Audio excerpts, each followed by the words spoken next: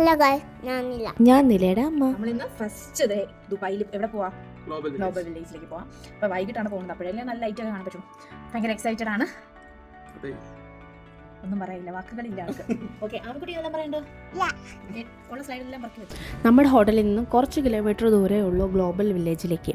അപ്പം നമ്മൾ വൈകിട്ട് റെഡി ആയിട്ട് ഇറങ്ങിക്കുവാണ്. നമ്മുടെ ഫ്രണ്ട് വിളിക്കാൻ വരും. അവനും ഫാമിലി ആയിട്ടാണ് വരണത്. നമ്മുടെ സ്വിമ്മിംഗ് പൂൾ കണ്ടോ, ലിഫ്റ്റ് എല്ലാം സെറ്റാണ്. അങ്ങനെ ഞാൻ ഹോട്ടലുമായി നോക്കിക്കൊണ്ടിരിക്കുന്നുണ്ട്. ഇതാണ് നമ്മുടെ hotel, ABS style resort hotel. Super അല്ലേ? അങ്ങനെ ആളെത്തി നമ്മളിതാ ഗ്ലോബൽ വില്ലേജിലേക്ക് പോവുകയാണ്. നൈറ്റ് സമയമായതുകൊണ്ട് തന്നെ നല്ല ലൈറ്റായിരുന്നു, അടിപൊളിയായിരുന്നു കാണാൻ. വിഷയം സാധനം. നടക്കം ഒരുപാട് ഉള്ളതുകൊണ്ട് തന്നെ നമ്മളൊരു ഉന്ത് വണ്ടിയൊക്കെ സെറ്റ് ചെയ്ത് വെച്ചിരുന്ന ആമയ്ക്ക് അതുള്ളതുകൊണ്ട് ഭാഗ്യം കുറേ നേരം അവൾ അതിൽ തന്നെ ഇരുന്ന് നമ്മൾ തള്ളിക്കൊണ്ട് പോയാൽ മതിയായിരുന്നു. അങ്ങനെ ഗൈസ്, നമ്മൾ ഗ്ലോബൽ വില്ലേജിലേക്ക് എത്തിയിരിക്കുകയാണ്.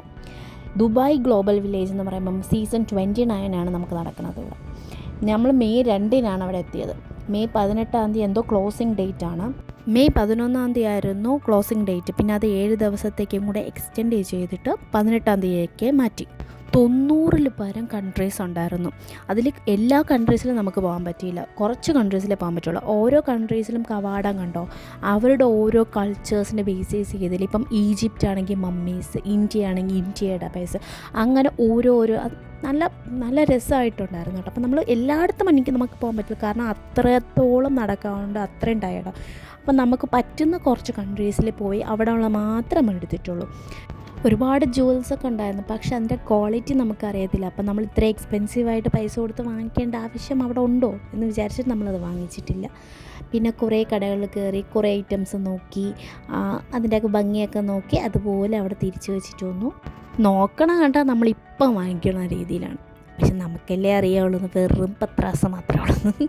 പിന്നെ കുറേ കച്ചറ സാധനങ്ങളൊക്കെ ഉണ്ടായിരുന്നു, വെറൈറ്റി സാധനങ്ങൾ. പക്ഷെ നമുക്ക് ആവശ്യമില്ലാത്തതുകൊണ്ട് നമ്മളതൊന്നും വാങ്ങിച്ചില്ല. പിന്നെ നമ്മൾ വാങ്ങിച്ച് ട്രൈ ചെയ്തതാണ് ഈ ഒരു ഐസ്ക്രീം. ബേസിക്കലി പറഞ്ഞാൽ കൊള്ളത്തില്ല, ഒരു വെറൈറ്റി ഉണ്ട്, അത്രേ ഉള്ളൂ. പിന്നെ ഇഷ്ടംപോലെ സൈഡിലും സ്ട്രീറ്റ് ഫുഡ്സ് ഉണ്ടായിരുന്നു, വെറൈറ്റി ഫുഡുകളുണ്ടായിരുന്നു. ഓരോ കൺട്രീസിനകത്തും അവരുടേതായ തനതായ ശൈലിയിലുള്ള ഓരോ സാധനങ്ങളുണ്ട്. പിന്നെ എനിക്ക് പേഴ്സണലി പറയണത് ഓരോന്നിൻ്റെ അകത്ത് ഓരോ സാധനങ്ങളുണ്ടായിരുന്നു. ഡ്രസ്സുകൾ, സ്പൈസസ്, ജൂൾസ്, എക്സ്ട്രാ കുറേ ഉണ്ടായിരുന്നു. പക്ഷേ എല്ലാം സെയിം ആയിട്ടാണ് എനിക്ക് തോന്നിയത്. അങ്ങനെ കുറേ നേരത്തെ നടപ്പിന് ശേഷം ലാസ്റ്റ് നമ്മൾ റൈഡുകളുടെ ഏരിയയിലെത്തി. ഇവിടെയെങ്കിലും ഇരിക്കാൻ പറ്റുമെന്ന് വിചാരിച്ച് ഞാൻ ഓടി വരുമായിരുന്നു. കുഞ്ഞുങ്ങൾക്കാണെങ്കിലും വലിയവർക്കാണെങ്കിലും അത്യാവശ്യം റൈഡുകളൊക്കെ ഉണ്ട് കേട്ടോ.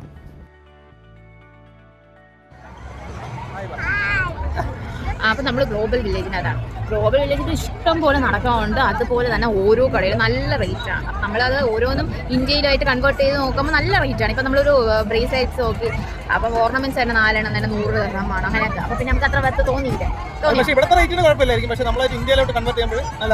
അപ്പോൾ പിന്നെ നമ്മൾ അതൊന്നും വാങ്ങിച്ചില്ല. അപ്പം പൊതുവേ നമുക്ക് നമ്മുടെ കൂടെ വന്ന ആളൊക്കെ പറഞ്ഞത് ഇവിടെ ഭയങ്കര റേറ്റ് കൂടുതലാണെന്നാണ് പറയുന്നത്. അപ്പം നമ്മൾ പിന്നെ എന്തിനാ വെറുതെ, നമ്മൾ ജസ്റ്റ് ഇവിടെ വന്നു കാണാൻ. ഒരുപാട് നടക്കണം, ഒരുപാട് ടയർഡ്. പിന്നെ കുറേ റൈഡുണ്ട്, പക്ഷെ എല്ലാ സ്ഥലത്തും പിന്നെ ഫ്രണ്ട് എൻട്രൻസ് മാത്രമേ വ്യത്യാസമുള്ളൂ. അകത്തുള്ള ഷോപ്പെല്ലാം ഏകദേശം സെയിം ആണ്. അതെ തന്നെ, തുണികളും അങ്ങനെയുള്ള സംഭവങ്ങളൊക്കെ തന്നെ വലിയ വ്യത്യാസമൊന്നും.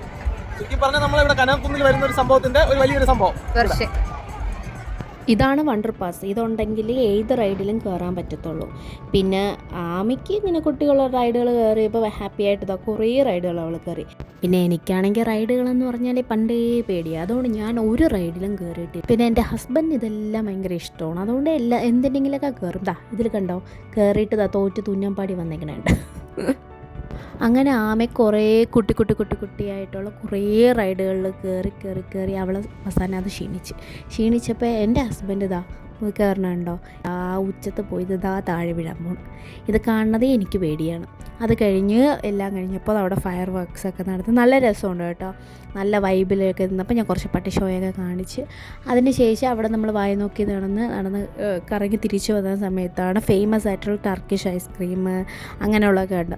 അപ്പോൾ അതിൻ്റെ കുറച്ച് വീഡിയോസൊക്കെ എടുത്ത്, അങ്ങനെ കുറേ നാളത്തെ എൻ്റെ ആഗ്രഹമായിരുന്നു ചോക്ലേറ്റ് സ്ട്രോബെറി കഴിക്കണമെന്ന്. അപ്പോൾ അവിടെ ആ ചാൻസ് കിട്ടിയപ്പോൾ ഞാൻ ഉടനെ വേണമെന്ന് പറഞ്ഞിട്ട് ചേട്ടൻ എനിക്ക് വാങ്ങിച്ചു വന്നു. അപ്പോൾ എനിക്ക് ഫസ്റ്റ് ബൈറ്റ് എടുത്തപ്പോൾ എനിക്ക് ആദ്യമൊന്നും ഇഷ്ടപ്പെടില്ല, കാരണം എന്ന് വെച്ചാൽ വെറൈറ്റി ഉണ്ടായിരുന്നല്ലോ, പുളിയും ഒരു മധുരം കൂടെ. പക്ഷേ എനിക്ക് പിന്നീട് എനിക്ക് ഭയങ്കര ഇഷ്ടപ്പെട്ട് ഞാൻ ഫുള്ള് കാലിയാക്കി.